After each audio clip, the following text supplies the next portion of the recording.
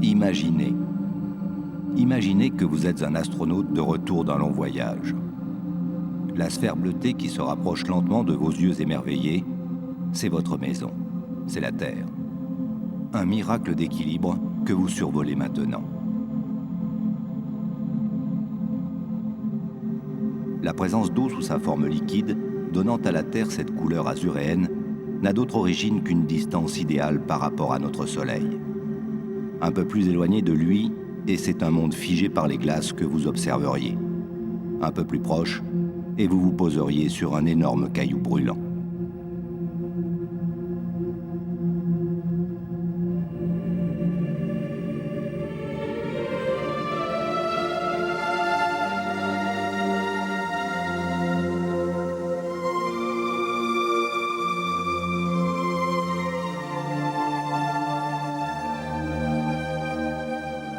L'or bleu semble l'élément le plus abondant de la surface du globe. Pourtant, si la Terre était réduite à la taille d'une orange, toutes ses réserves en eau tiendraient dans une seule goutte. 97% de cette petite goutte d'eau sont salées et forment les océans. L'eau douce, elle, est en grande partie prisonnière des glaciers et des calottes polaires. Ce qu'il reste, les fleuves, les lacs, les eaux souterraines, ne représentent qu'un infime pourcentage de la quantité d'eau que la planète possède en héritage. Mais toute vie, dont la nôtre, en dépend. Cette eau qui a traversé des milliards d'organismes vivants circule en permanence dans le corps des êtres humains. En nourrissant, structurant et informant nos cellules, elle veille sur nous. À notre tour, essayons de la comprendre et, si possible, de veiller sur elle.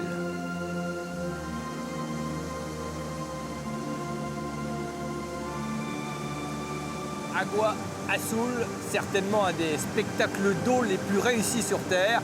Agua Azul en espagnol, l'eau bleue, c'est selon la légende le jardin aquatique des Mayas, ou plus exactement le jardin secret de Tchac, le dieu de la pluie. Il faut dire que les Mayas n'avaient de cesse de le solliciter, soit pour réclamer la pluie, soit au contraire pour lui demander de baisser le niveau des eaux. On est dans l'état du Chiapas, au cœur du berceau de cette civilisation fascinante, en plein cœur du Mexique. Bonsoir.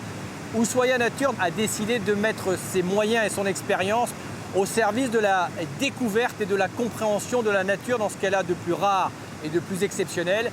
Et il nous a semblé important de mettre en valeur et de s'intéresser à un des éléments de notre environnement avec lequel nous sommes le plus familiers, tellement familiers d'ailleurs que l'on a fini par le banaliser à tort, car cet élément est essentiel à la vie, car il est la vie, c'est l'eau, cette incroyable petite molécule bleue à qui l'on doit tout, qui porte en son sein sans doute le mystère de nos origines et très certainement les clés de notre futur. L'eau paradoxale, car sublime mais inquiétante, voire dévastatrice, puissante mais particulièrement vulnérable et fragile, abondante comme ici et en d'autres endroits cruellement rare.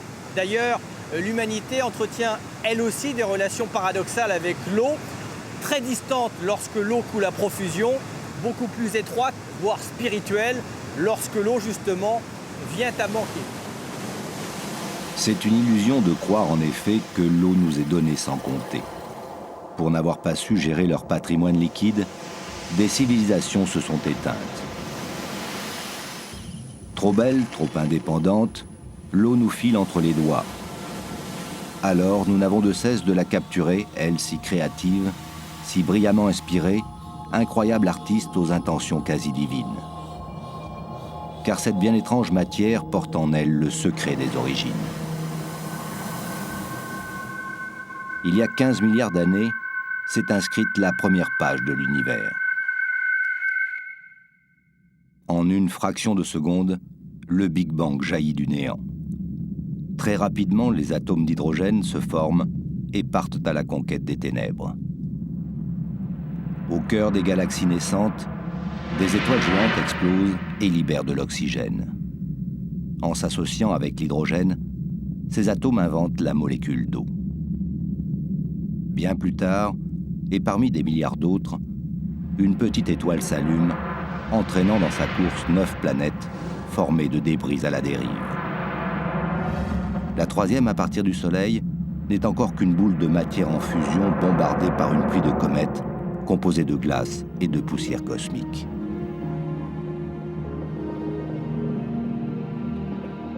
Sur la croûte terrestre qui se refroidit lentement, la violence des collisions déclenche de titanesques affrontements entre la glace et le feu. Les volcans qui boursouflent ce monde dantesque crachent d'énormes quantités de cendres et de vapeur d'eau, et quand cesse cette folle période, une noire atmosphère parcourue de violents éclairs s'est installée. Alors, des pluies diluviennes s'abattent pendant des millénaires, recouvrant la jeune planète de sa gangue bleutée. Ushuaïa Nature peut enfin commencer son voyage dans l'histoire de l'eau.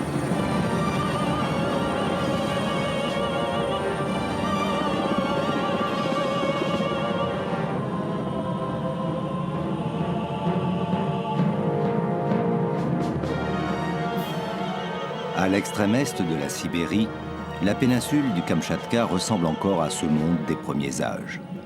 Nicolas Hulot et le naturaliste Yves Pacalet peuvent y observer les contractions des entrailles de la Terre. Ce sont elles qui allaient libérer toute la vapeur d'eau accumulée pendant la formation cataclysmique avec les comètes glacées. Le liquide n'avait plus sa place dans la roche devenue dure. Le processus de dégazage s'est fait sous forme de puissants geysers montant à l'assaut du ciel. Le cycle de l'eau était enfin amorcé. Les rivières commencèrent à couler et les lacs s'installèrent. C'est dans une ambiance apaisée, après 500 millions d'années de chaos, que la Terre vit subitement basculer son destin.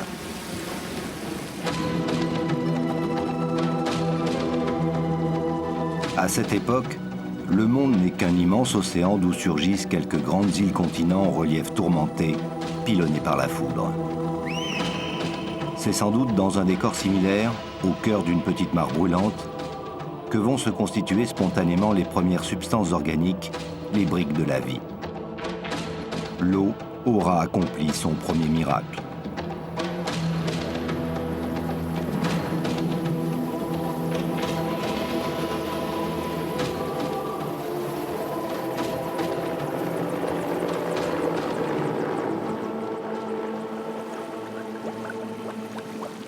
Ça, c'est passionnant. Ça, c'est passionnant parce que voilà des petites choses qui ont l'air de rien, mais qui ressemblent fort à ce qu'était la vie au tout début. Ce sont des bactéries en colonie, parce que les bactéries, c'est des microbes. Normalement, on ne les voit pas. Donc s'il y en a beaucoup ensemble, on arrive à les voir. Mais c'est vraiment des bactéries qui ressemblent comme 2 gouttes d'eau à celles qui ont commencé la vie il y a 4 milliards d'années. Tu veux dire que c'est la vie à son stade le plus sommaire, quoi. Le plus sommaire, la cellule la plus simple qui puisse exister, elle est là. Et ces formes d'existence qui n'ont l'air de rien sont en fait nos plus lointains ancêtres. C'est très émouvant parce que nous descendons de ce genre de petites choses. Privées d'oxygène, ces premières cellules vivantes ne pouvaient s'épanouir et se reproduire que dans des flaques d'eau sulfureuse d'origine volcanique. En Indonésie, loin du Kamtchatka, s'élève le Kawaïdjen. Ce volcan abrite un lac d'acide sulfurique qui peut illustrer ce que fut la chimie de l'eau au cours de la très longue période où les bactéries régnèrent sur le monde.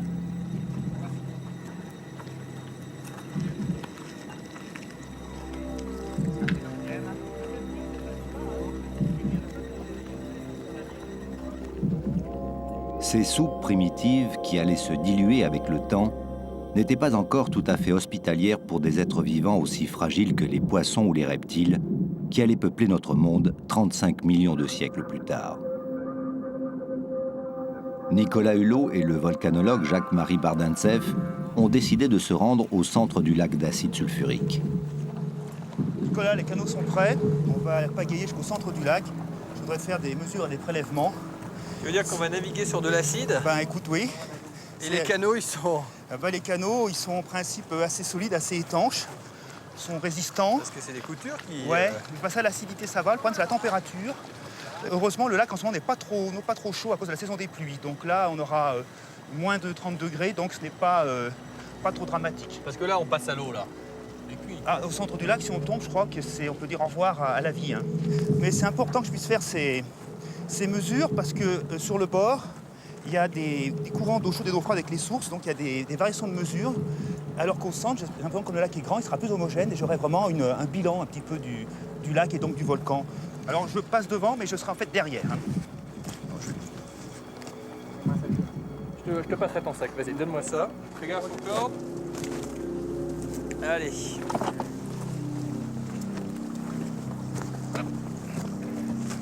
Ok. Et là, on a un fil d'Ariane qui nous permettra, si on a le moindre souci, notamment si avec le vent on ne peut pas revenir, de nous ramener à terre.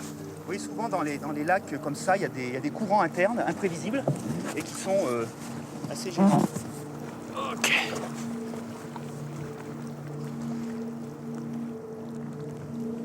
Je pense qu'on ne va pas être beaucoup à avoir navigué sur un lac d'acide. Je crois que ça se compte sur les doigts d'une main.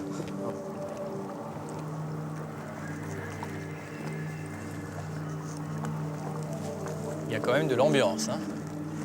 Tu vois, on serait en train de naviguer dans un lac sur la planète Mars, on ne serait pas plus impressionné. Hein. À peu près, oui, effectivement. C'est peut-être Mars il y a 3 milliards d'années, quand il y avait de l'eau. Allez, on va avancer encore un petit peu là-bas.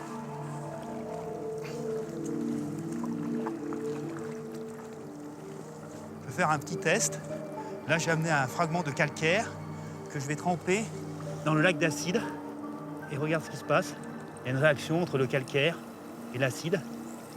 Il est entièrement dissous par ce lac d'acide. Ça te montre la force et la violence de cet acide. Si on va le lâcher, il va disparaître en bouillonnant. Alors, je vais faire une mesure de pH, d'acidité. Voilà, il faut bien homogénéiser et qu'il y ait un équilibre qui se fasse.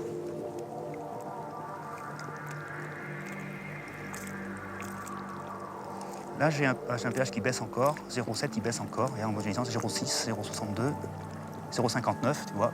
Alors le pH, il faut savoir que la majorité des pH varient entre 0 et 14, et que la neutralité, c'est 7. Donc de l'eau idéale, de l'eau neutre, à un pH de 7. Et plus le pH est basique, ça va vers 14, et plus il est acide, plus ça va vers 0.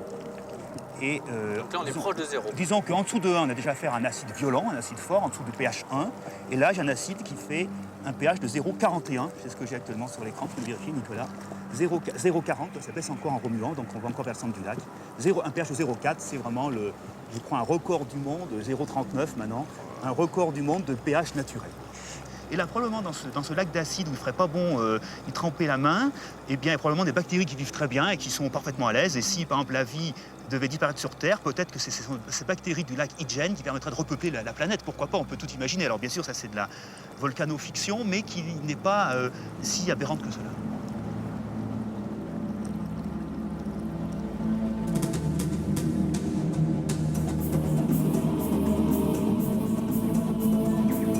L'eau pure est un mythe. C'est un agent chimique très corrosif, un solvant capable de dissoudre des montagnes. La moindre goutte d'eau transforme la surface de la Terre avec la calme détermination des bâtisseurs de paysages.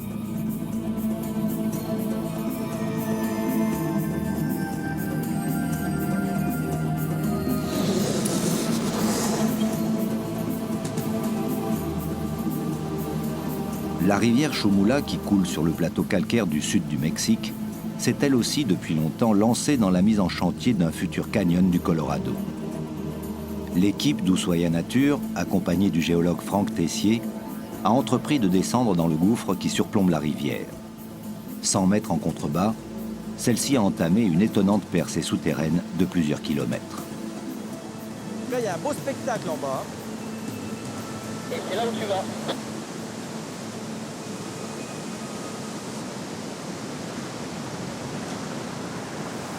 Travaille la flotte là. Hein. Ouais. Rends compte le temps qu'il a fallu pour créer ça là. La constance de l'eau. Hein. Quand elle a décidé d'aller quelque part, elle mettra le temps, mais ligne droite.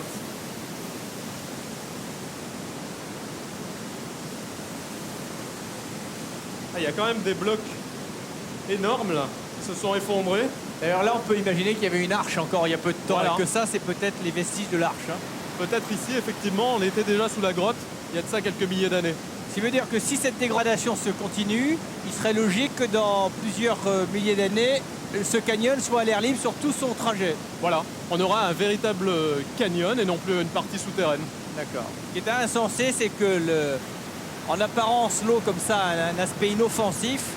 Et on s'aperçoit que les matériaux les plus résistants lui succombent, parce que ça soit le minéral ou même le métal, Tout à fait. tout finit par y passer. Alors imagine que là, par exemple, elle transporte ne serait-ce que les molécules d'eau qui la constituent, qui vont agresser continuellement la roche, accompagnées d'un certain nombre de projectiles en mouvement, des graviers, des sables, et puis parfois même des énormes blocs comme ceux-ci, déplacés avec vigueur lorsqu'il y a des crues.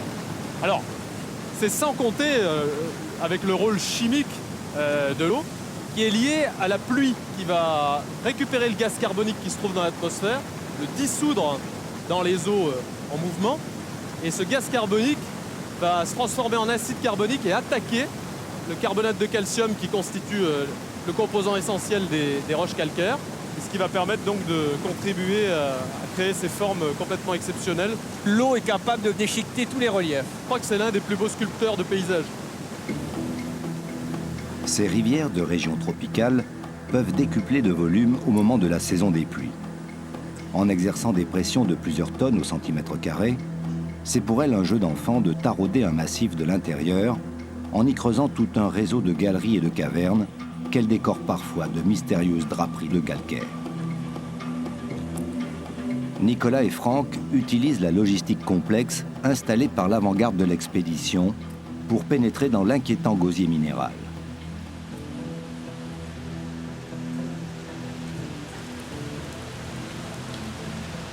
Gaffe à l'arrivée. J'ai failli me mettre. Ouais. Inutile... Ouais, inutile de te dire que c'est pas stable.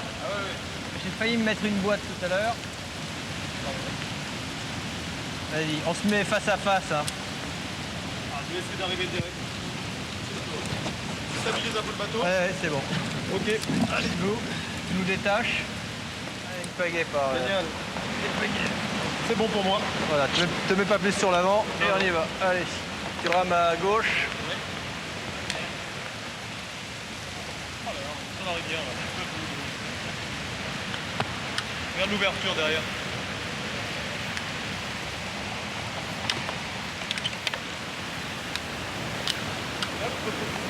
C'est bon.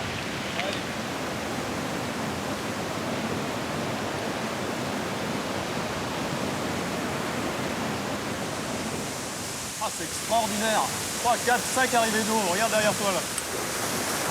C'est là où le qualificatif de collecteur, il prend tout son sens, là. Et ça, c'est des réseaux différents. Ah, et c'est de l'eau qui vient d'ailleurs. C'est de l'eau qui vient peut-être d'une autre vallée, carrément. Allez, rame. C'est pour ça que... Ouh.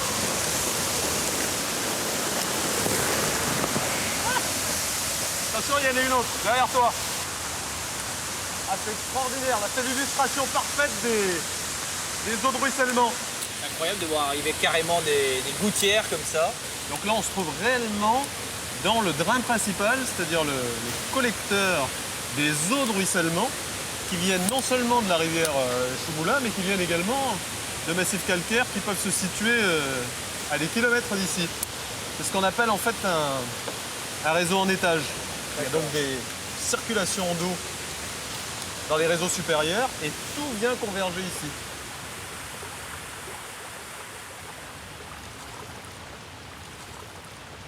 Quand même s'arrêter 30 secondes là parce que voilà ce que notre civilisation va laisser en legs ou en souvenir aux archéologues des prochains siècles ou des prochains millénaires. Les Mayas nous ont laissé ces magnifiques temples et nous, voilà. Et ça, c'est pour la pollution la plus visuelle, mais c'est pas forcément d'ailleurs la plus dangereuse. La pollution des eaux a pris une dimension inquiétante depuis un demi-siècle, alors que le besoin du précieux liquide s'accroît avec l'expansion démographique.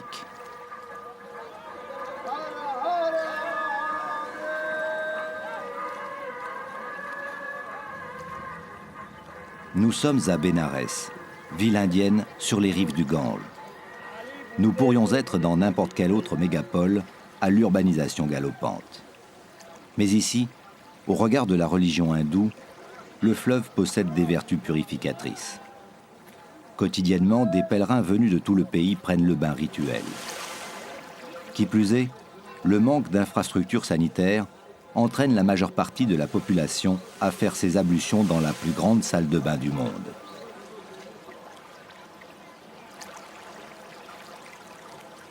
Le pouvoir purificateur du Gange n'est plus qu'une illusion. Victime de son succès religieux et d'une considérable pollution industrielle, le fleuve pourrit lentement.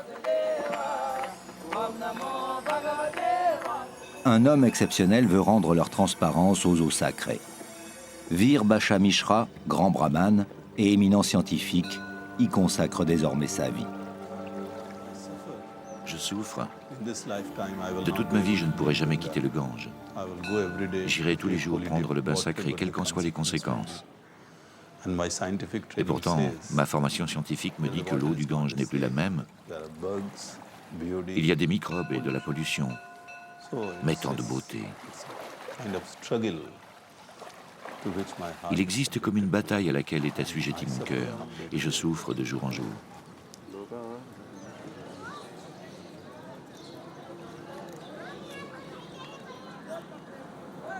Pour Ushuaïa Nature, Vanessa Lemaire Drinkwater, hydrologue canadienne au nom prédestiné, est venue enquêter à Bénarès. Accompagnée de l'assistant de Mishra, elle fait une évaluation de la pollution de la ville et du fleuve. Tout ici concourt à faire du Gange un immense cloaque.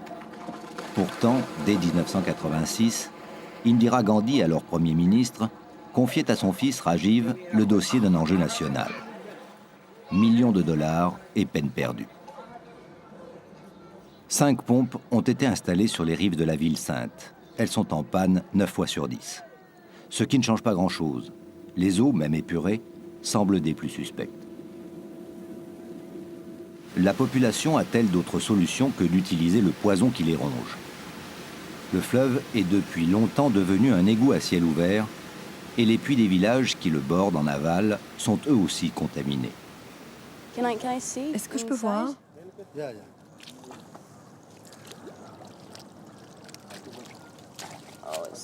Oh my God.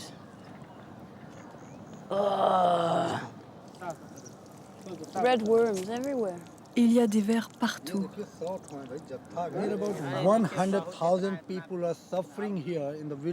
Près de 100 000 personnes souffrent ici. Il y a 7 villages. Tout le monde consomme cette eau. Beaucoup ont des douleurs au ventre. L'assistant de Mishra confirme ici les pires craintes de Vanessa. En grand prêtre éclairé, Mishra use de son aura pour sensibiliser la jeune génération. L'école est un endroit privilégié pour expliquer, faire passer les messages et tenter de modifier les comportements. Il espère que les jeunes transmettront ce qu'ils ont appris à leur entourage. Se rendre sur les escaliers menant au fleuve est la meilleure leçon de choses.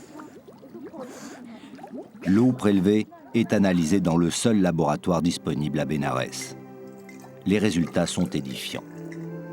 Pour Mishra, la solution passe par l'installation de canalisations tout au long du fleuve. Celles-ci récupéreraient les eaux usées et, par gravité, les mèneraient loin de la ville, dans une immense lagune où seraient aménagés des bassins de décantation. Simple, a priori. Ce rituel, le long des 7 km de la ville, de 60 000 pèlerins qui s'immergent tous les jours, je pense que c'est une véritable tradition. Notre foi, notre culture vit là, grâce au Gange. L'humanité doit être concernée. L'ONU devrait nous aider pour chercher de nouveaux amis du Gange qui nous soutiendraient dans notre combat pour nettoyer le fleuve.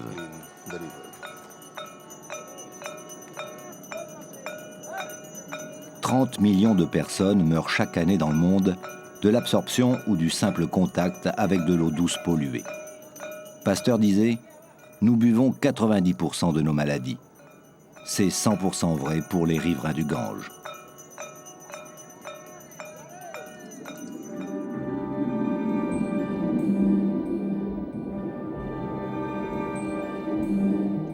Si l'eau douce de surface est dès à présent souillée à des degrés divers, l'eau souterraine semble encore épargnée. Les hommes l'exploitent depuis la plus haute antiquité. Les Mayas du Yucatan utilisaient l'eau des cénotes, un immense réseau de galeries immergées sous les terres arides du Mexique.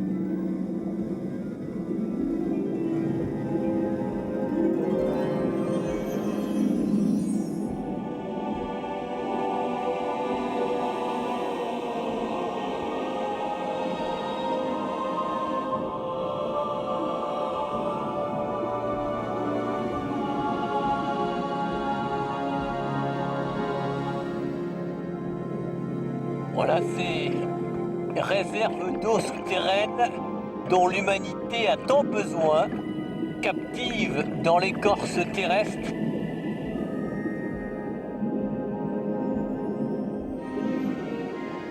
Le spectacle de l'eau à l'état pur, comme si la nature avait édifié cette cathédrale immergée pour célébrer le plus précieux des éléments, l'eau qui, rappelons-le, fut notre premier miroir, et ce n'est sans doute pas un hasard si l'homme peut y lire son propre reflet et sans aucun doute les lignes de son propre destin.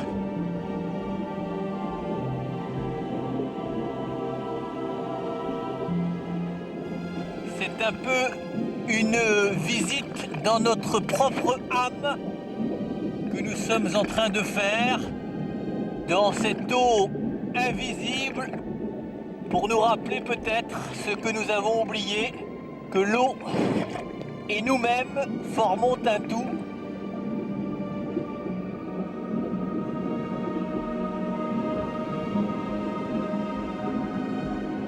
Et cette visite dans les cénotes symbolise cette unité oubliée.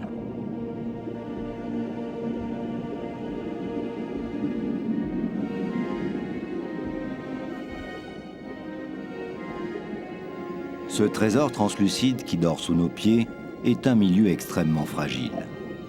C'est un monde quasiment clos dans lequel ne parvient que très peu d'oxygène. Une faune microscopique y survit malgré tout.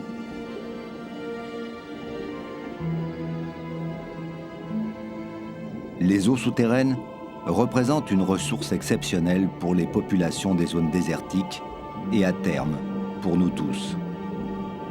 Leur volume est plusieurs centaines de fois plus important que celui des lacs et des fleuves de la planète. Il provient de millions de kilomètres cubes d'eau de pluie tombée il y a très longtemps et qui se sont infiltrés dans les couches sableuses ou calcaires.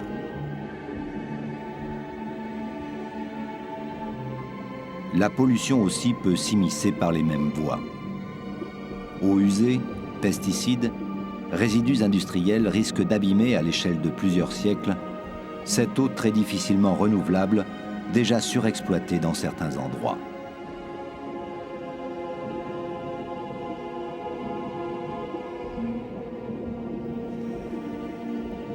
L'eau pure de ces cénotes est encore un milieu d'exception. Les Lamantins, que les Mayas considéraient comme des êtres surnaturels, venaient y trouver refuge.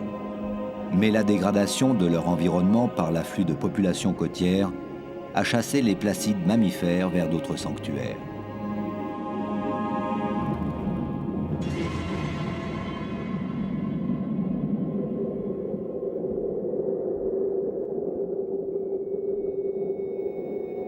Fallait-il que les marins de l'Antiquité aient abusé de jarres entières d'hydromel pour confondre ce paisible animal avec les légendaires sirènes?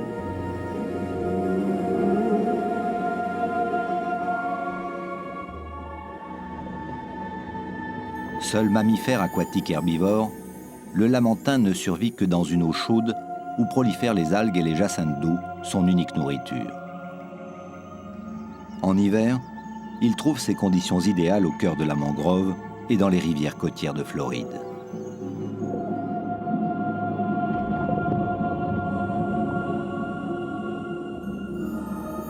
Région devenue touristique, le sanctuaire n'est plus aussi sûr. La concentration de bateaux à moteur met la vie du lamantin en péril.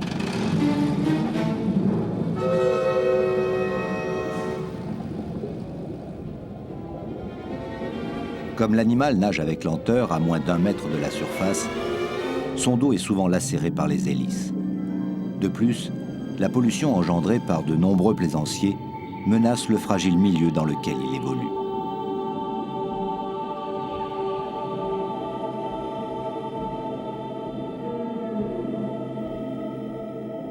Avec ses 3 ou 4 mètres de long et son poids de plus d'1 quintal, le lamantin, qui peut rester près de 20 minutes sous la surface, ne semble pourtant guère en danger. Mais comme beaucoup d'animaux aquatiques, il dépend d'un écosystème trop ténu. Une modification de la température de l'eau ou la simple prolifération d'une algue étrangère, et le lamantin peut disparaître.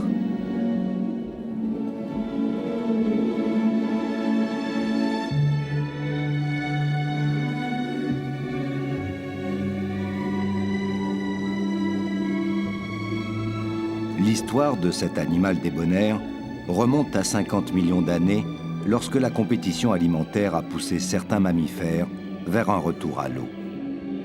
Parmi eux, quelques-uns regagneront de nouveau la terre ferme, comme les éléphants.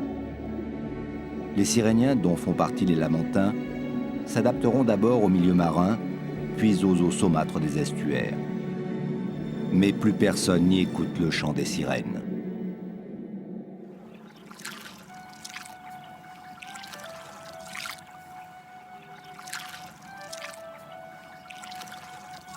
Pourtant, l'harmonie entre les hommes et l'eau existe encore dans certains endroits de notre planète.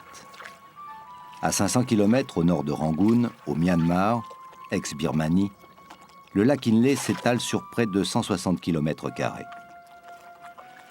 Nous sommes au pays des Inta, une ethnie persécutée et déplacée au cours de l'histoire, qui a enfin trouvé la paix au beau milieu de ce plan d'eau. 80 000 personnes vivent aujourd'hui en symbiose totale avec l'élément liquide. Les conditions de vie lacustres sont parfaitement maîtrisées par les Inta, qui ont construit leur village sur pilotis dans les endroits les moins profonds.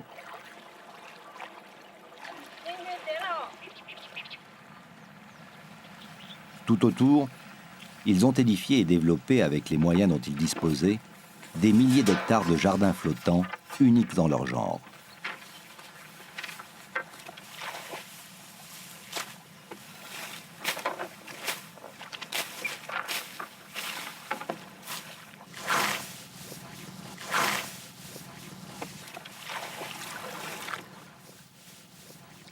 Soigneusement découpées, les tranches de ce substrat original sont transportées par flottaison.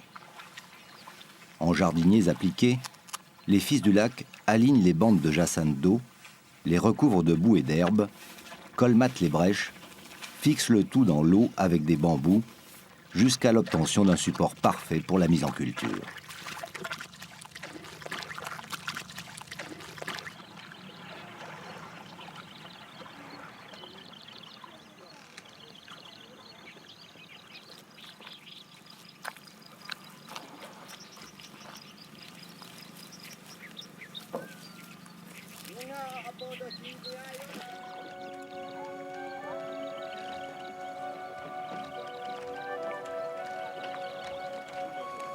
Cette Venise agricole requiert des soins constants. Mais le résultat est là. Au rythme des saisons, les Inta récoltent une grande variété de légumes, d'agrumes et de fleurs.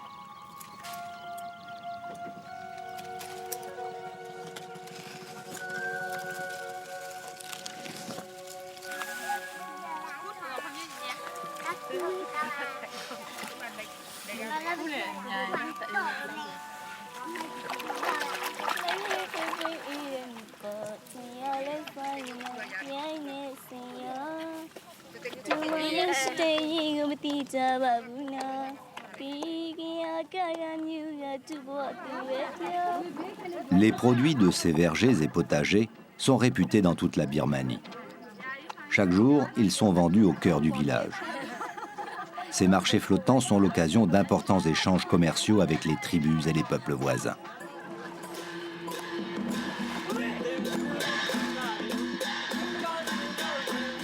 Les Intas savent aussi organiser d'extraordinaires jeux sur l'eau, comme pour cette fête religieuse du mois d'octobre. Alors, le lac Inle ne se contente plus de nourrir son peuple. Il devient un espace ludique où s'affirme le bonheur d'êtres humains ayant su rester en phase avec leur environnement aquatique.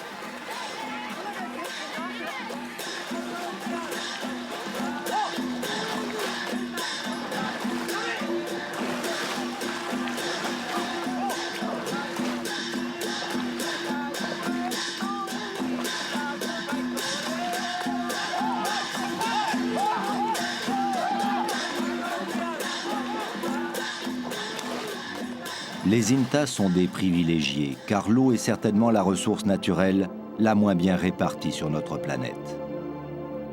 Dans les zones désertiques, elle existe parfois sous les formes les plus inattendues. Au nord du Mexique, non loin de la Sierra Madre orientale, s'étend une vaste plaine brillante de silice.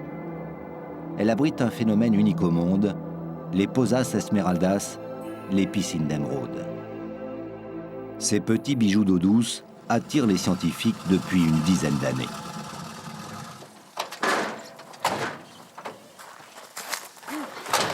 Es el más grande. Ce n'est pas la plus grande, mais c'est une des posas les plus profondes. On les appelle les piscines bleues à cause de la couleur de l'eau. Mais le plus important dans celle-ci, c'est la présence des stromatolites. Les stromatolites, c'est ce qu'on voit un peu émerger. C'est assez dingue parce que face à nos yeux, on a sans doute une des plus incroyables curiosités géologiques de la planète. Et le plus insensé, c'est que parmi tout ce qu'on a découvert, on a effectivement découvert les stromatolites, qui sont les plus anciens micro-organismes vivants, qui sont les premiers organismes vivants qui sont apparus sur Terre, puisqu'on en trouve sur Terre à l'état fossile, dont les plus anciens remontent à l'origine de la vie, les plus anciens ont 2,2 milliards d'années. On en trouve notamment à Shark Bay en Australie, c'est assez rare. Mais ici, le plus curieux, c'est que ceux-là sont encore vivants. Et on a découvert récemment, quand on a commencé à recenser les espèces qui vivaient dans ces poches d'eau, que la moitié des espèces recensées, c'est-à-dire à peu près 75 espèces, sont endémiques, c'est-à-dire qu'on ne les trouve nulle part ailleurs au monde, comme si ici il y avait vraiment une niche écologique qui avait subi sa propre évolution. Une tortue, regarde, regarde, regarde. C'est une tortue palonne à carapace molle, appelée aussi tortue dinosaure. L'importance de cet endémisme fait de Cuatro Ciénegas un site qui n'a d'équivalent que les îles Galapagos.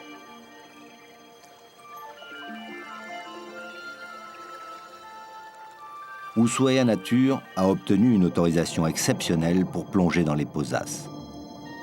Leur niveau, toujours constant, provient en partie de l'infiltration des eaux de pluie dans les montagnes environnantes, eau qui circule ensuite sur une couche d'argile située sous le désert. Des résurgences géothermiques assurent le complément.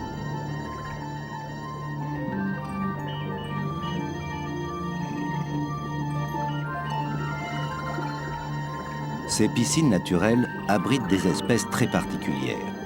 Celles-ci réserveraient quelques surprises à qui aurait la mauvaise idée de les mélanger sans aucune précaution dans le même aquarium. Ces minuscules poissons, à mi-chemin entre la perche et le chiclidé, ont pris de très mauvaises habitudes. Des milliers d'années de cohabitation dans quelques dizaines de mètres cubes d'eau, même magnifiques, ne les ont guère habitués aux élans de tendresse. Venus du fond des âges, leur instinct de survie s'est développé à l'extrême. Dans ces vases clos que sont les Pozas, aucun prédateur naturel n'a jamais pu venir de l'extérieur. Alors les poissons s'éliminent entre eux pour que leur population soit toujours égale face au fragile écosystème qui les protège. Inquiétante loi naturelle, mais qui peut encore servir. La concurrence des communautés humaines pour la possession de l'eau pourrait vite dégénérer en conflit armé, puisqu'une dizaine de pays seulement se partagent 60% des ressources mondiales d'or bleu. Au Proche-Orient, le pas est déjà franchi.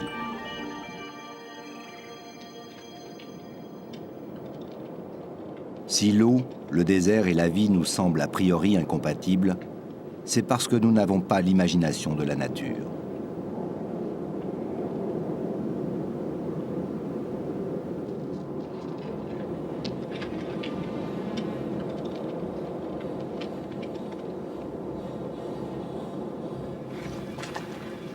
Le désert d'Atacama, entre Chili et Bolivie, règne jusqu'aux plus hautes altitudes. Ici, dit-on, il n'a pas plu depuis la venue des conquistadors espagnols. Chaque année, cependant, des petits lacs d'eau saumâtre sont alimentés par la fonte des neiges des sommets andins environnants. L'un d'entre eux s'est niché à plus de 6000 mètres d'altitude. Sympa, non? Sympa. Sympa, c'est peut-être un mot un peu exagéré. Un peu fort. Attention.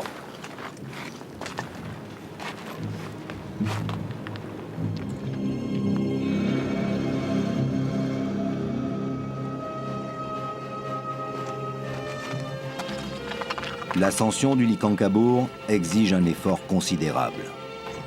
Toute l'équipe d'Ushuaïa Nature doit livrer bataille à la limite de l'épuisement contre le manque d'oxygène. Dans les rangs des grimpeurs, le silence a depuis longtemps remplacé les boutades.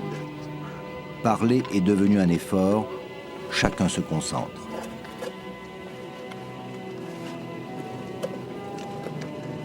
Wow. Buena. Laguna Bianca, Laguna Verde. Le plus de reste presque à faire, c'est d'aller rejoindre Henri Garcia, qui a eu la curiosité de nous proposer d'aller voir la microfaune qui, semble-t-il, se serait réfugiée dans ce minuscule lac qui représente bien les eaux libres les plus hautes du monde. Henri Garcia est un plongeur professionnel qui a exploré ce lac en 1995. Malgré la température négative, l'ensoleillement sous cette latitude empêche les eaux d'être totalement prises par les glaces.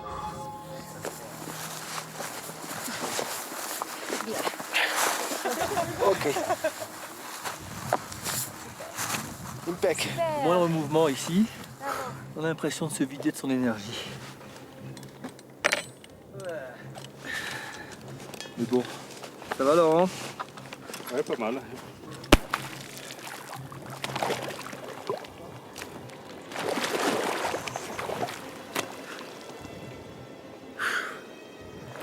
On peut rentrer par là. Faut que j'en pète un peu plus, quoi. Regarde, Nico, l'épaisseur.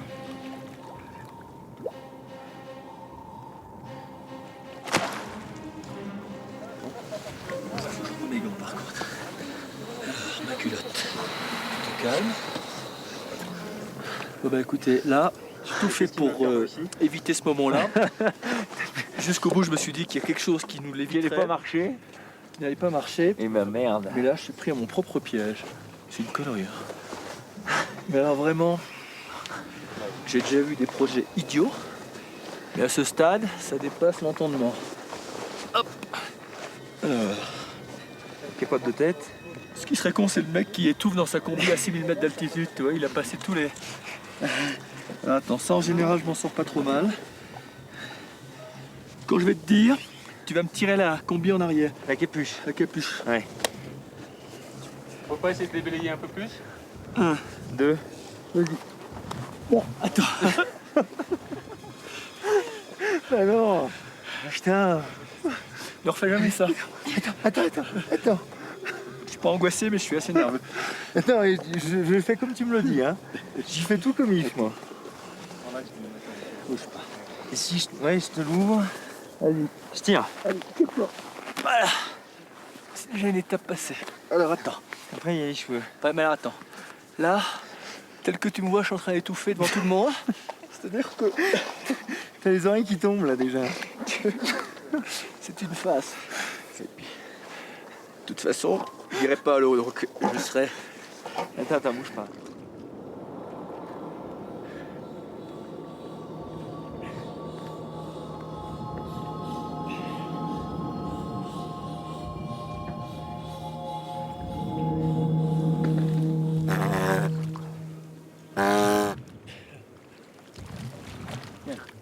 Au bord du lac, l'inquiétude est palpable.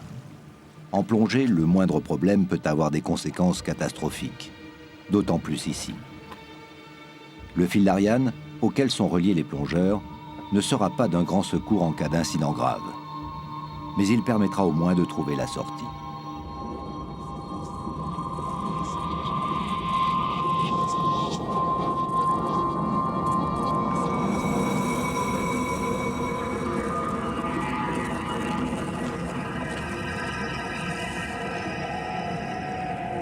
Outre la gestion d'une respiration angoissée, l'autre problème des plongeurs est de se déplacer sans trop soulever de sédiments, au risque de ne plus rien voir et peut-être de se perdre.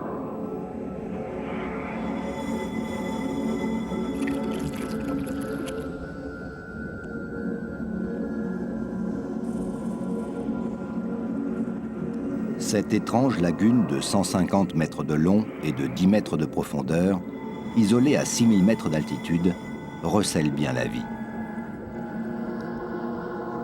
Ces taches rouges sont formées d'une multitude de microcrustacés que les plongeurs vont tenter de récolter aux fins d'analyse.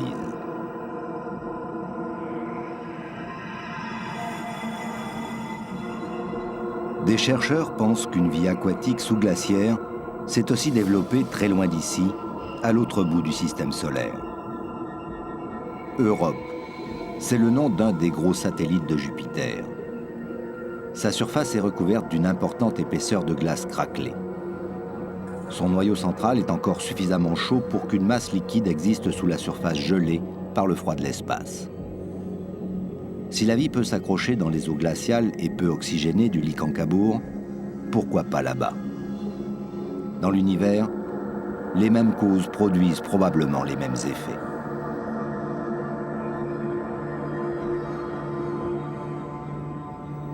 Tout à leur plongée délicate et stimulés par leur découverte, Henri Garcia et Nicolas Hulot s'enfoncent de plus en plus loin sous la glace. En surface, ceux qui tiennent la vie des plongeurs au bout de leurs doigts commencent à s'impatienter. Ils étaient en bout de corde alors. Un semblant de secousse sur le câble et le signal est donné. Non, dans le doute, je tire. Moi. Allez, on les ramène. Hop, hop, hop. Ne traîne plus là. Ne traîne plus.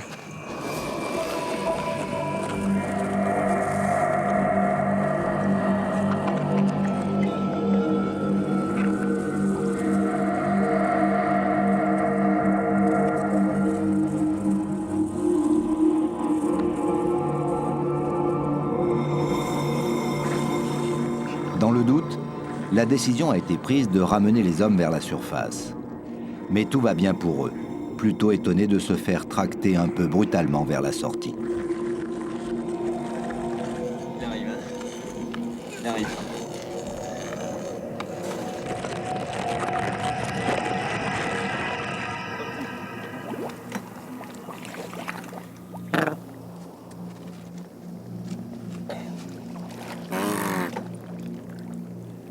C'est impressionnant. Oh là là. Alors, je suis très léger, donc je suis en permanence collé à la glace. Allez, on te voit, ouais. Voilà le résumé de la vie dans le plus haut biotope, probablement, du monde. Ça vous paraît sans doute insignifiant, mais c'est quand même très émouvant. De prime abord, on peut observer des espèces déjà repérées dans quelques-uns des lacs de montagne de ce continent. Elles ont au moins 150 millions d'années. Certaines d'entre elles doivent leur belle couleur orange à la présence de carotène qui leur assure une protection sans faille contre l'intensité des rayons ultraviolets à cette altitude.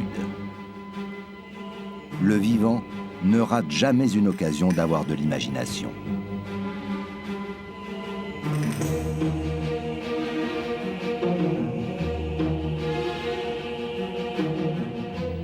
L'eau sur notre planète se présente sous ces trois états en fonction de la température. Vapeur au-dessus de 100 degrés, liquide jusqu'à 0 et glace en dessous.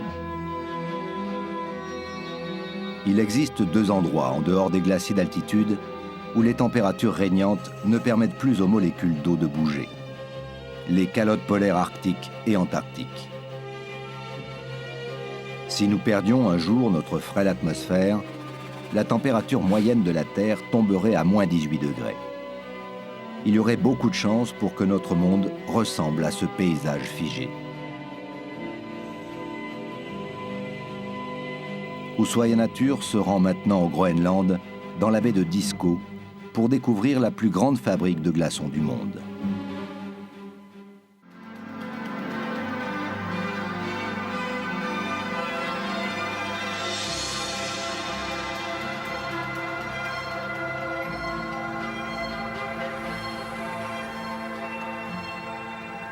Seconde île du globe de par sa superficie, le Groenland, au nord de l'océan Atlantique, est un socle rocheux recouvert à 85% par 3 km d'épaisseur de glace, l'Inland Seas.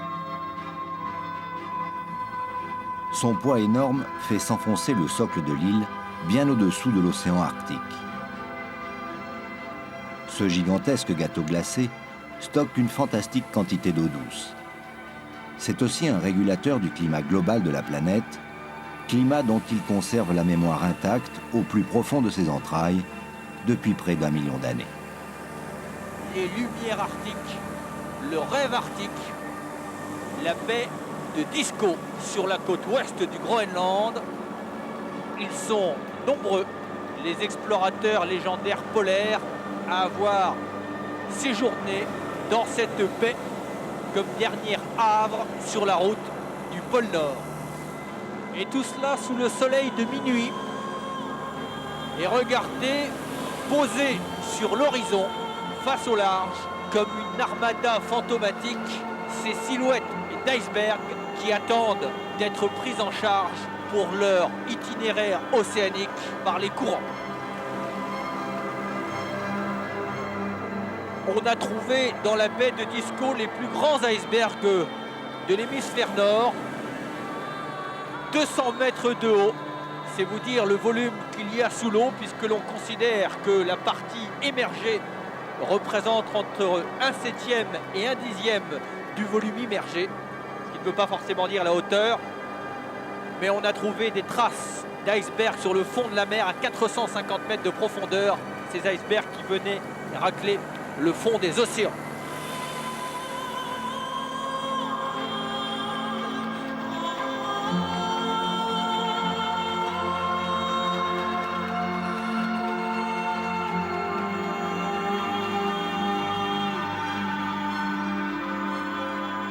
Ces immenses cathédrales de glace peuvent dériver ainsi jusqu'à 3000 km au sud de leur point de départ.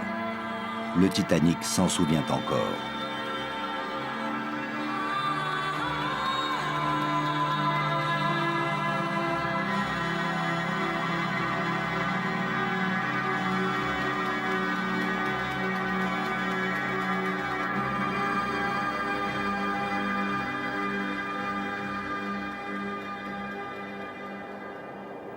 Nicolas Hulot s'est fait déposer au sommet d'un des icebergs tabulaires. À sa base, l'attendent le glaciologue Luc Moreau et un guide inuit à bord de kayak de mer.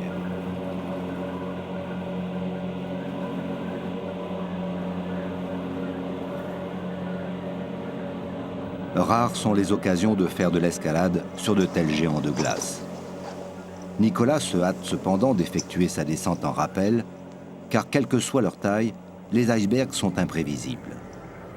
L'eau salée qui ronge inégalement les parties immergées modifie leur assise et ils peuvent basculer à chaque instant.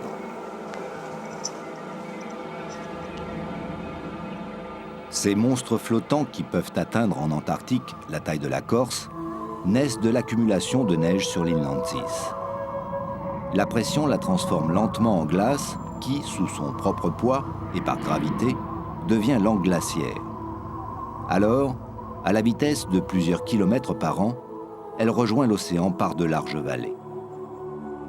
Quand le front du glacier n'a plus de soutien rocheux, il vèle chaque été d'énormes blocs qui vont voyager au gré des courants marins.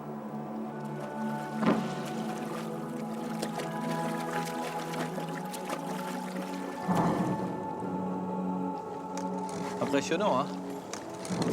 Ça fait des bruits d'explosion, hein? C'est quoi? C'est la glace qui... C'est la glace qui se décompresse.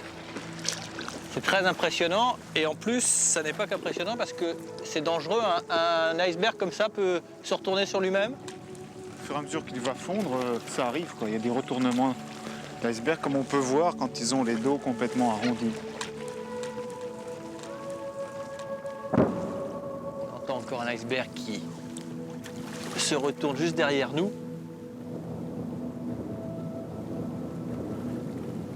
Il faut bien préciser qu'il y a deux types de glace principalement, notamment dans ces fjords. Il y a cette glace-là qui forme ces gigantesques icebergs. C'est de la glace d'eau douce, donc c'est la fameuse neige pressurisée sur le glacier.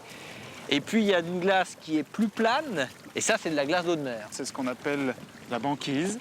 C'est l'eau de mer qui gèle l'hiver à moins 1,8 exactement. On va essayer de s'approcher du front du glacier. Oups, pas vu celui-là. Je crois que notre ami Inuit se méfie.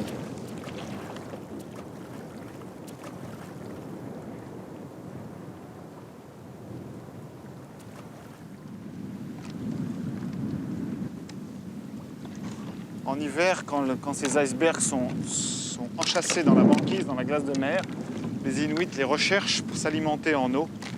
Oui, parce qu'il faut se rendre compte que 80% de l'eau douce à la surface de la Terre est stockée dans les deux grandes calottes glaciaires que sont l'Antarctique et le Groenland. Si la glace fondait d'un seul coup, le niveau des océans s'élèverait presque une dizaine de mètres. C'est vous dire quand même le volume que ça représente. Là, on voit bien ce que l'on appelle le pack, c'est-à-dire c'est la banquise qui est complètement disloquée, elle est quasiment navigable. Et à fur et à mesure qu'on va se rapprocher de l'hiver, qui arrive très brutalement ici, parce qu'il n'y a pas d'intersaison, on va voir une espèce de soupe se former, puis l'eau commencer à se figer. Comment ça se passe quand la mer gèle? Elle garde la même salinité?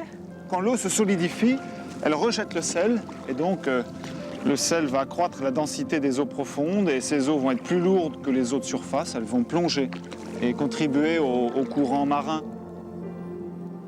Et c'est l'amorçage d'un fantastique circuit de climatisation planétaire. Les saumures froides ainsi formées poussent vers les abîmes une formidable masse d'eau qui va faire le tour du globe avant de se réchauffer et de remonter à la surface à son point de départ. Il faudra une dizaine de siècles à ce tapis roulant océanique pour accomplir son cycle et remplir pleinement son rôle de thermostat de la planète.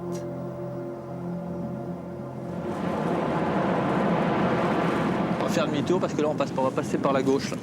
Qui est magique. Oui, là, parce que là, en plus cet iceberg là, il commence à se... Il bouge.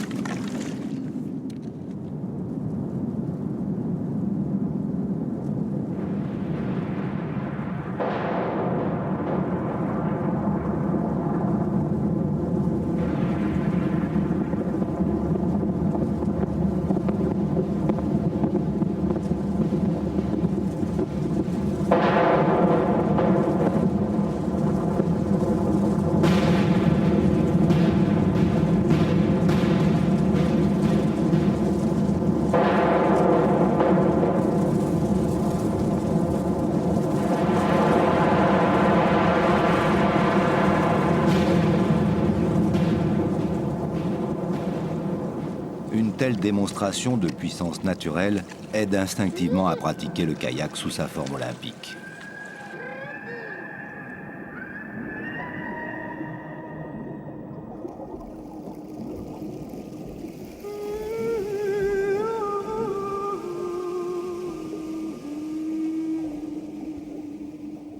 L'eau douce des grands icebergs va se mêler progressivement à celle salée mais encore très froide de l'océan Arctique.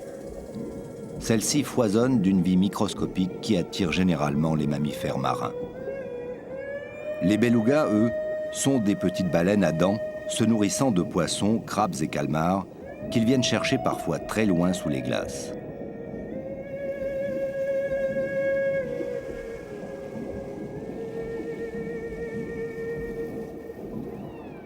Ces citoyens du Grand Nord chassent souvent en bande de plusieurs centaines d'individus. Lorsque le besoin de respirer se fait sentir, ils surgissent sans crier gare à travers la banquise qu'ils transpercent de violents coups de boutoir. L'été venu, ils migrent vers des côtes plus hospitalières pour élever leur progéniture. Perpétuellement en alerte, ils se renseignent sur l'univers qui les entoure grâce à un radar très perfectionné dissimulé dans la bosse qui orne leur crâne. Alors, si tout est tranquille, les gentils fantômes blancs font entendre leur chant mélodieux avant de retourner jouer au milieu des icebergs.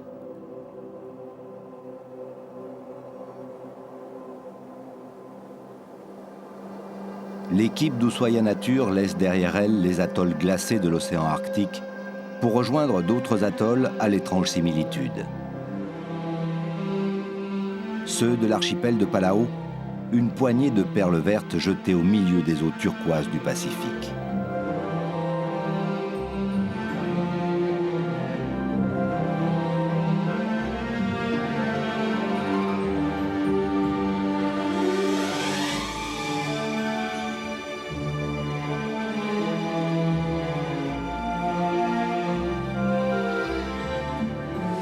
Premier des océans, le Pacifique possède une superficie supérieure à celle de tous les continents réunis.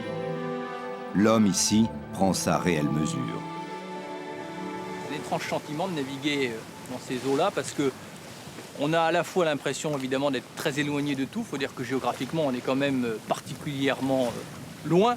Et puis simultanément on a ce sentiment d'être très proche de l'essentiel. Peut-être que parce que si le plus grand des océans, qui est le Pacifique, avait un cœur, probablement on n'en serait pas très éloigné. Et si l'ensemble des océans avait une âme, on peut imaginer que la résidence de cette âme soit quelque part sous les eaux de Palau. Voilà, nous on va jeter l'ancre et donc commencer à les rendre visite aux meilleurs ambassadeurs de la République du Corail, c'est-à-dire tous les petits poissons qui profitent de cet univers.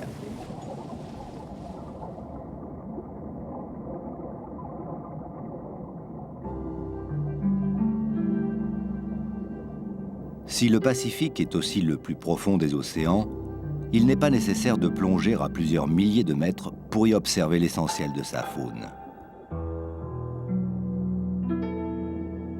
À quelques brasses sous la surface, les récifs coralliens qui abritent une incroyable densité d'êtres vivants représentent un des écosystèmes les plus riches de notre planète. Neptune semble veiller sur Palau. Plusieurs centaines d'espèces de coraux et quelques 3000 variétés de poissons y vivent en parfaite harmonie.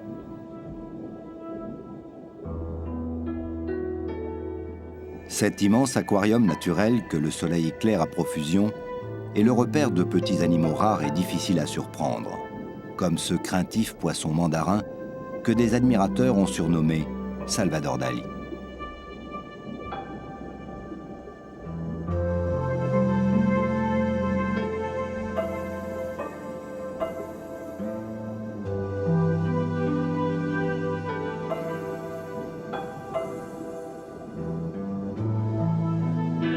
Anne Collet, biologiste de l'expédition, s'émerveille encore malgré sa parfaite connaissance de l'univers marin.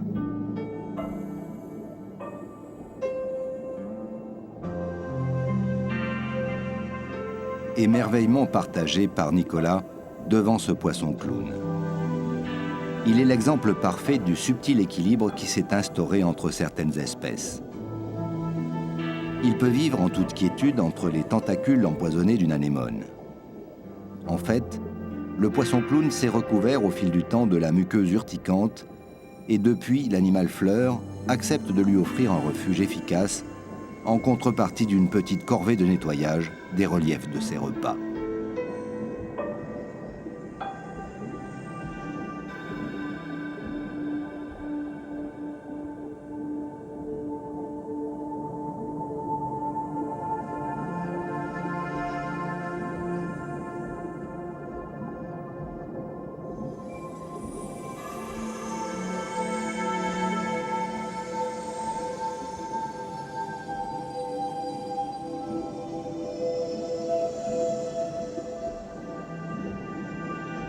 Il existe des cités tentaculaires sous l'océan. Les coraux, grands architectes planétaires, en sont les bâtisseurs infatigables.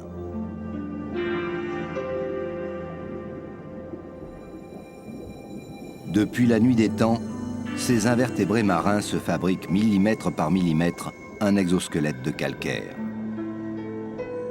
Leur masse s'accroît de 3 milliards de tonnes chaque année. Les barrières et récifs coralliens sont les plus importantes structures du globe construites par des êtres vivants. Ils forment aussi une formidable machine à stocker le gaz carbonique au même titre que les grandes forêts équatoriales. Mais plus encore que la forêt, cet écosystème est extrêmement fragile. Les coraux adorent les eaux chaudes et limpides aux amplitudes thermiques faibles. Qu'un courant froid ou trop chaud vienne les caresser, que la salinité ou la transparence des eaux diminue, et c'est la mort assurée du corail et de la vie exubérante qui l'héberge.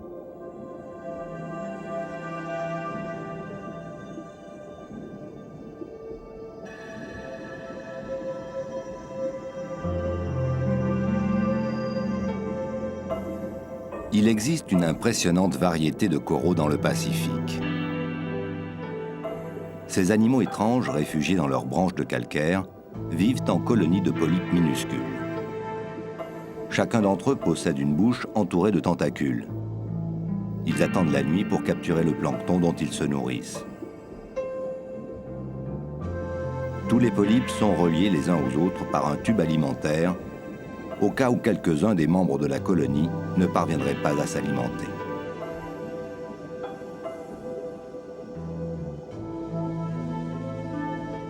Toutes ces espèces de coraux se reproduisent au même moment. Cet événement unique dans l'année bouleverse la vie sous-marine exactement 3 nuits après la pleine lune de mars. Une équipe d'Ushuaïa Nature accompagne des scientifiques sur la Grande Barrière australienne au cours de cette nuit fatidique. Les plongeurs délimitent un périmètre riche en madrépores.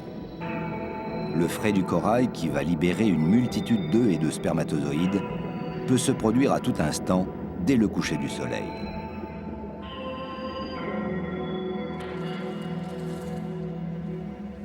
En surface, dans un laboratoire plongé dans l'obscurité, une seconde équipe a isolé plusieurs coraux pour recueillir les gamètes aussitôt après la ponte. À intervalles réguliers, on contrôle les madrépores d'un rapide coup de torche. Toute lumière parasite pourrait bloquer le processus délicat de la reproduction.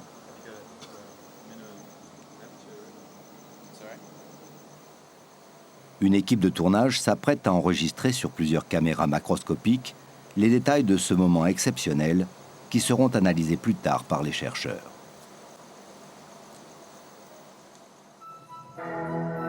Soudain, le phénomène se déclenche. Chaque colonie pond exactement en même temps lorsque l'eau est la plus chaude et l'amplitude des marées la moins forte, ce qui garantit une promiscuité maximale des gamètes mâles et femelles.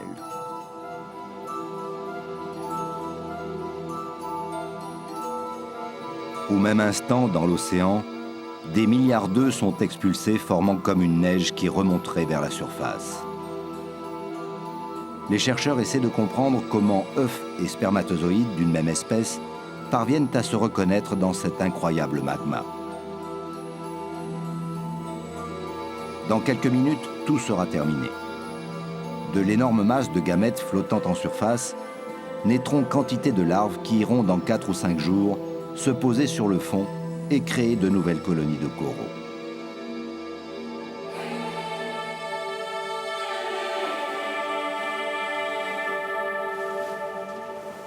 C'est assez étonnant parce que quand on a fait toutes les plongées qu'on vient de faire, on se rend compte que en fait, le corail, c'est quand même très élaboré, qu'il y a une succession comme ça de mécanismes interactifs, donc c'est quand même sophistiqué.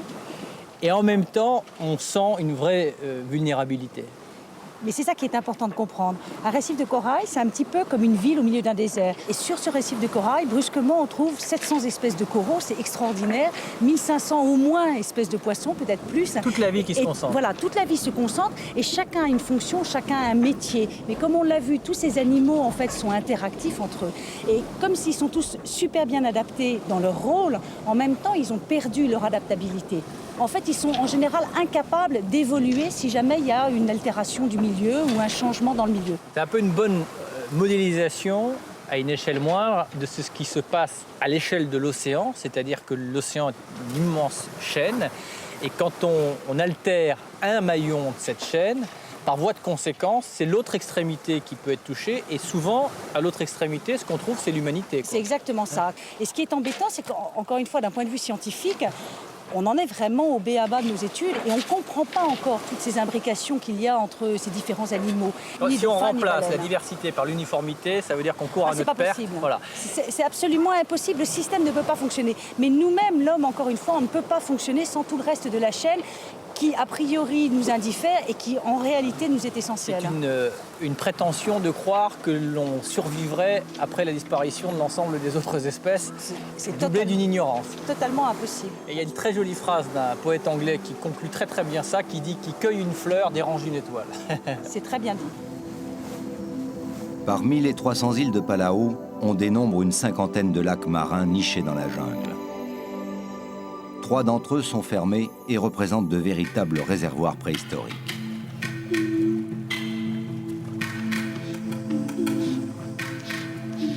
Pour aller à la rencontre de l'un de ces joyaux, Anne Collet et Nicolas Hulot ont mis les kayaks à la mer.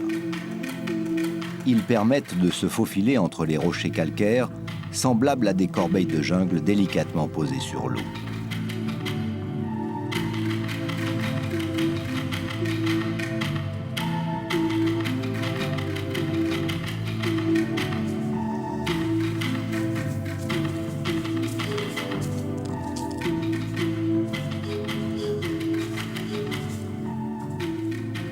Anne et Nicolas ont délaissé leurs frêles embarcations pour franchir le rideau de jungle et partir à la découverte d'un phénomène unique en son genre.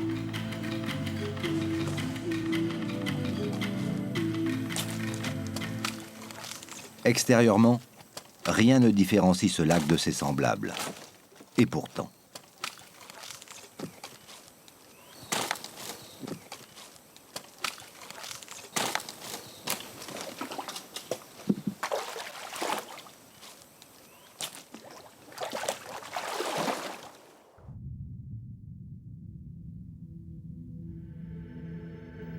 Le plongeur a beau s'y attendre, il ne s'immerge jamais sans une certaine appréhension dans cet incroyable réservoir infesté de méduses.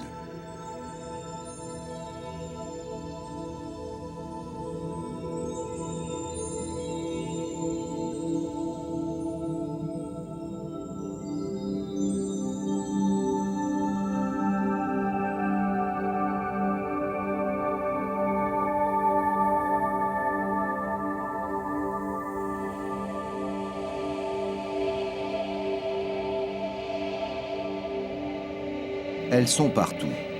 Il n'y a pas un mètre cube d'eau du lac qui ne soit colonisé par des dizaines de scyphozoaires. La couleur presque fluorescente de l'eau, les aiguilles de soleil transperçant la surface, l'incroyable densité de cette soupe aux méduses, tout concourt à rendre cette plongée fantastique. Mais attention à ne pas descendre dans les profondeurs. Cet univers onctueux se transforme en bain d'ammoniac à une dizaine de mètres de la surface, résultat de la décomposition des végétaux, des méduses mortes et de la stagnation des eaux.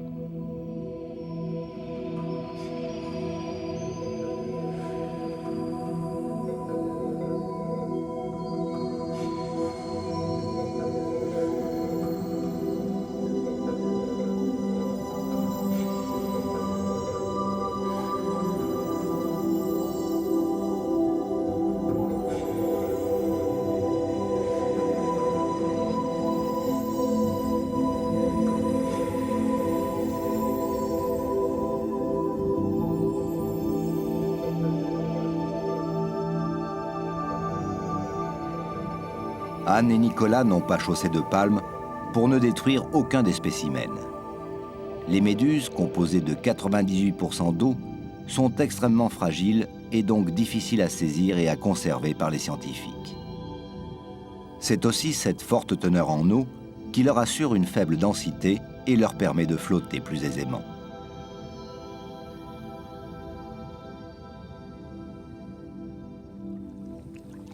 Pas facile de ne pas les toucher. Combien il y en a à ton avis? Oh, je crois qu'il y en a 1,5 million, 1,6 million. Dans ce lac? Dans ce lac à Palau, oui. Incroyable.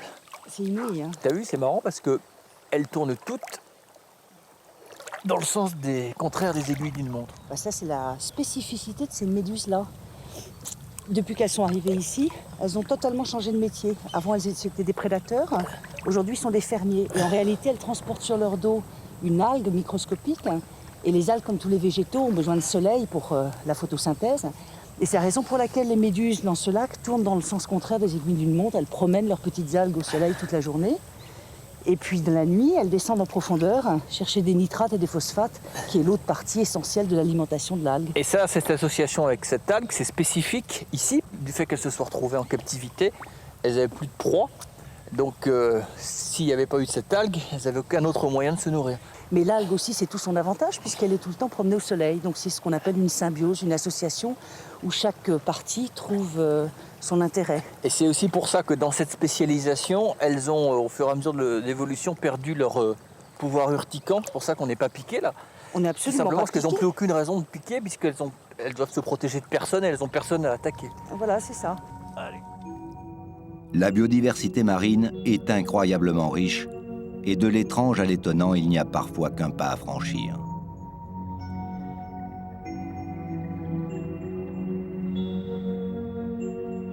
Armés de grosses loupes, 2 photographes naturalistes américains explorent méticuleusement tous les recoins du globe à la recherche d'espèces miniatures. Ils ont découvert dans la mer des Moluques, dont les fonds sont recouverts de cendres volcaniques, une faune lilliputienne jusqu'alors inconnue.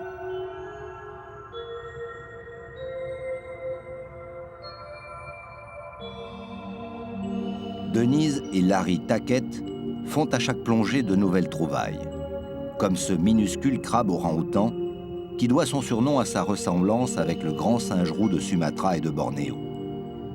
Et il a la même agilité.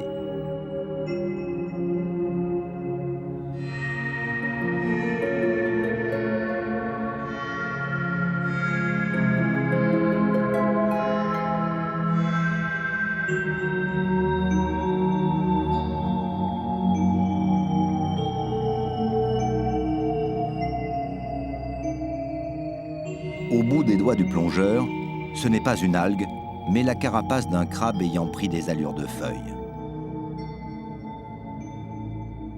Cette zone est, avec les récifs de Nouvelle-Guinée et ceux de la Grande Barrière australienne, celle où l'on peut apercevoir l'hippocampe pygmée.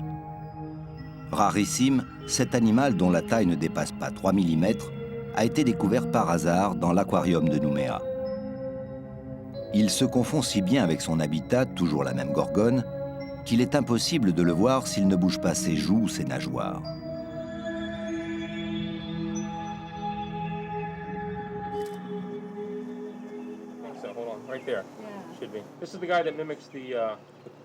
Voici celui qui imite le corail. Ouais, il se fixe sur le corail et cherche à se nourrir en absorbant l'algue qui se trouve à l'intérieur. Il semble stocker la nourriture. Pour mieux observer la microfaune, le couple de naturalistes utilise une caméra endoscopique. Gros plan sur ce nudibranche, petite limace vénéneuse qui rampe sur le corail pour déguster les algues. Ou encore sur cet autre, paré de splendides couleurs pour dissuader les prédateurs. Dans le monde sous-marin, les couleurs vives sont souvent signes de toxicité.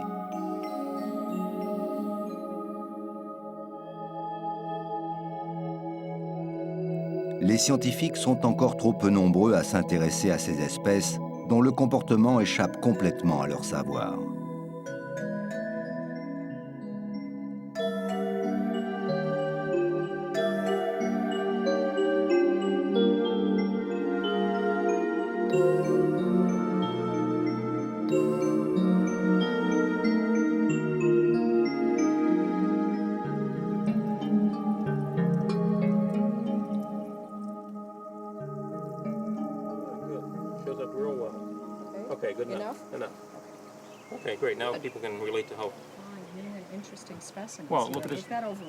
Je ne peux pas croire que l'on puisse encore découvrir des spécimens nouveaux comme celui-ci. Hey, il y a à peine 2 nuits, on a plongé et découvert ce nudibranche ici dans le détroit, alors qu'on ne l'avait jamais aperçu auparavant. Nous découvrons tous les jours de nouvelles choses. Cet endroit est incroyable. Regarde toutes ces couleurs sur celui-là.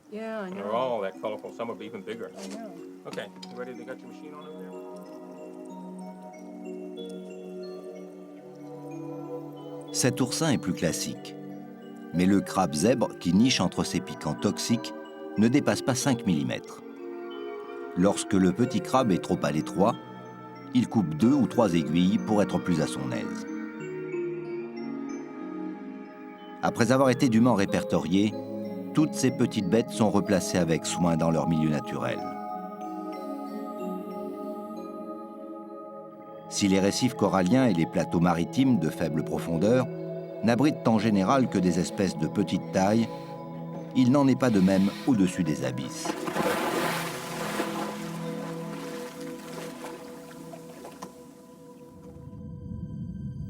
Nicolas part visiter le tombant. Ici commence le règne des poissons hauturiers et des grands prédateurs.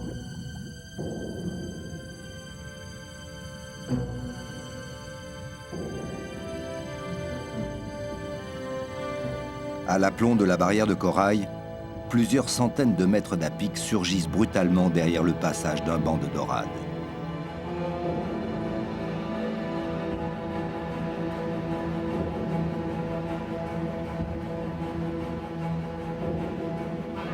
Soudain, maître incontesté des océans, un premier requin apparaît. Puissant, fuselé, couleur acier, taillé comme une torpille. Il va rejoindre une vingtaine de ses congénères, attirés par les poissons du récif.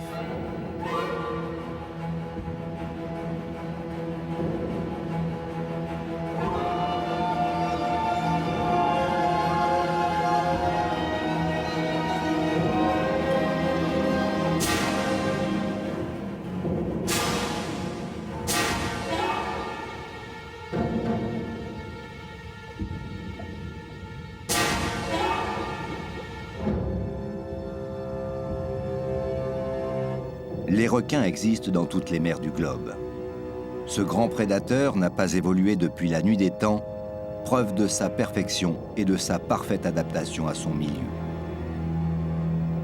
Mais si sa réputation n'est plus à faire, rares sont les morts d'hommes qui lui sont imputables. Et pourtant, des centaines de milliers de requins sont tués tous les ans pour leurs ailerons qui finiront en soupe dans une assiette. Triste destin pour le roi des profondeurs.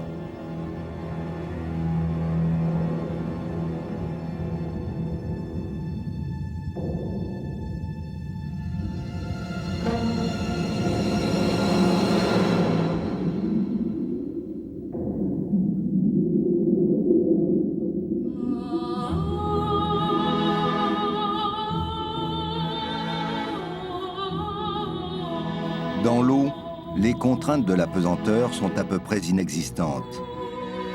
Alors les formes les plus extravagantes peuvent s'y déployer. L'immense raie manta ne s'est pas privée de cette opportunité, elle qui cache en secret une âme d'oiseau.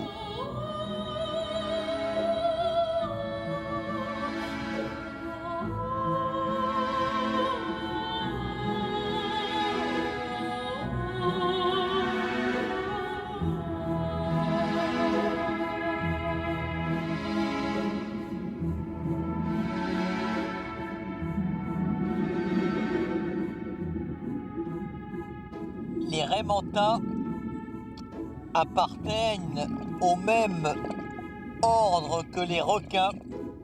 Elles sont une famille distincte, plus récente, car si les requins sont apparus il y a 400 millions d'années, les raies, qui sont une évolution des requins, cartilagineuses comme les requins, mais plus aplaties au fil de l'évolution, elles ne sont apparues qu'il y a 200 millions d'années. Elles font partie de ces rencontres souvent souhaitées, souvent rêvées, rarement réalisées, dans la vision de ces ailes qui ondulent dans l'océan est un des plus beaux spectacles auxquels il soit donné d'assister.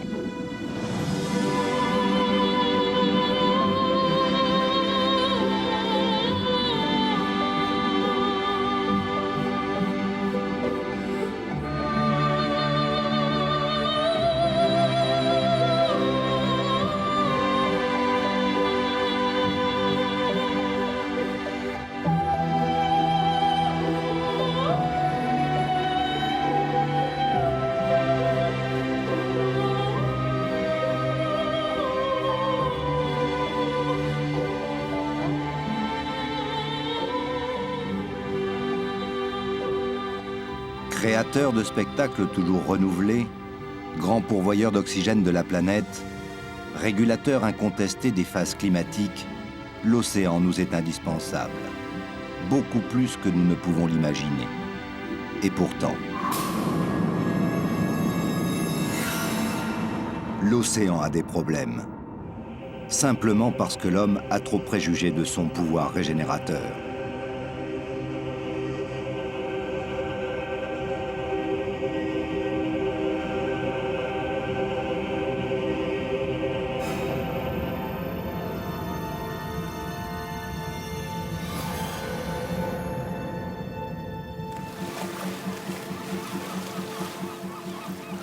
Ratissage méthodique des grands fonds, course au gigantisme des unités de pêche dont les filets géants de plus de 100 km de long piègent sans aucun discernement tout ce qu'ils rencontrent, massacre des jeunes espèces, partout la mer est vidée de ses occupants. En 30 ans, la production annuelle de la pêche dans le monde est passée de 45 à près de 100 millions de tonnes. Un tiers de ces prises sans valeur commerciale est rejeté et pourri ventre en l'air à la surface de l'eau. Aujourd'hui, nombre d'espèces sont en voie d'extinction. Non content de subir une pêche outrancière, l'océan doit ingurgiter chaque jour d'énormes quantités de substances toxiques produites par l'humanité. Si impressionnantes et dévastatrices qu'elles soient localement, les marées noires paraissent presque négligeables au vu des 3 à 4 millions de tonnes d'hydrocarbures donnés à digérer chaque année aux océans. Des quantités colossales de déchets radioactifs sont sur le point de contaminer l'écosystème des mers arctiques. Pire que tout est la pollution phénoménale drainée par tous les fleuves de la planète vers les océans. Eaux usées jusqu'à la moelle, déchets ménagers, agricoles et industriels, tout est évacué directement dans la mer, qui lentement étouffe et s'asphyxie. Rien d'étonnant si l'océan a mal à ses eaux, et sa mauvaise santé met en danger à terme la survie de l'humanité. Alors, les risques sont grands si l'on n'est pas capable d'inverser très rapidement la tendance, de n'avoir un jour que ce genre de vague à offrir à surfer à nos enfants.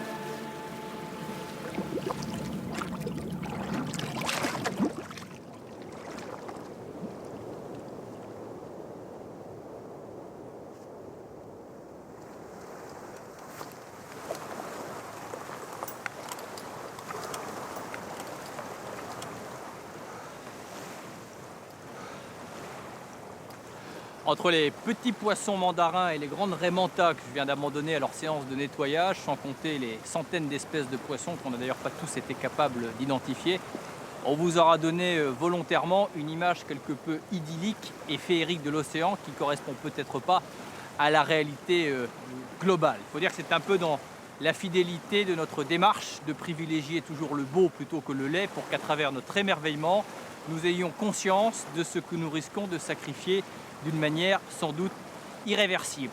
Le sort de l'océan est entre les mains de l'humanité et je pense que le sort de l'humanité est aussi entre les mains de l'océan. Il deviendra ce que nous déciderons d'en faire ou plus exactement ce que chacun d'entre nous décidera d'en faire. Un dernier souhait, c'est que cette petite république de corail, Palau, ne devienne jamais l'ultime vestige d'un océan disparu, un océan nécessaire et indispensable. Bonsoir.